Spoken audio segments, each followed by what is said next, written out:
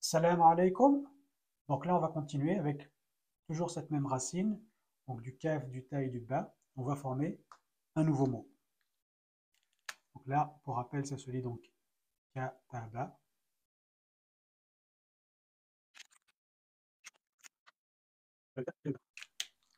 Je mets toujours en rouge les voyelles.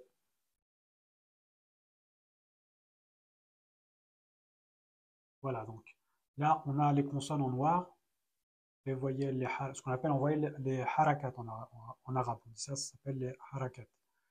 Donc, en rouge, j'ai mis le alif en rouge parce que le alif ici n'est pas considéré comme une lettre, comme par exemple le kaf et le ta, elle va être considérée comme une voyelle. Alors on va décortiquer ça. Donc le kaf, on a vu que ça se lit donc ka, le ta comme le t en français, et le ba.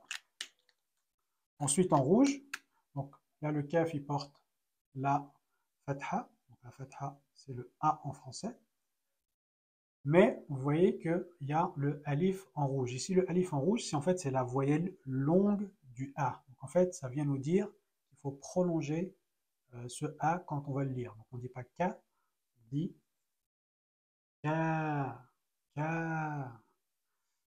Ensuite, on a en dessous de la ligne le i. Il faut savoir qu'en fait, le i, c'est la seule voyelle, le seul signe qui va se mettre sous la lettre. Toutes les autres, que ce soit le tanwin, la fatha, on verra par la suite aussi la shadda, le sukun, etc., vont se mettre au-dessus des lettres. Donc la seule exception, c'est le i qui se met en dessous.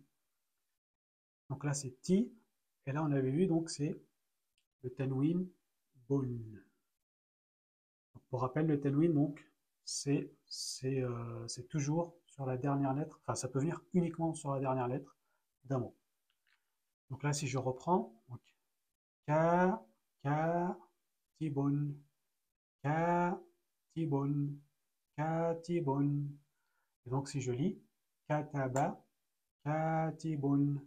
Donc, kataba, on avait vu que ça voulait dire il a écrit.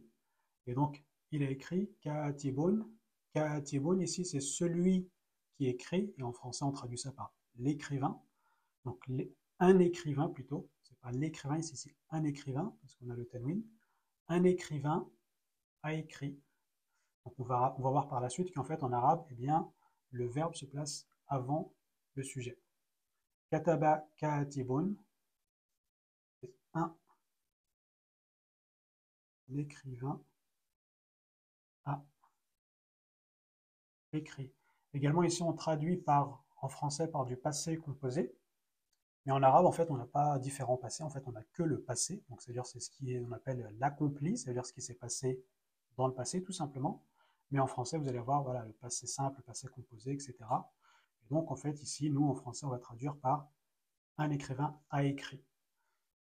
Donc voilà, donc si vous avez la moindre question, posez-la en commentaire et pensez à vous abonner.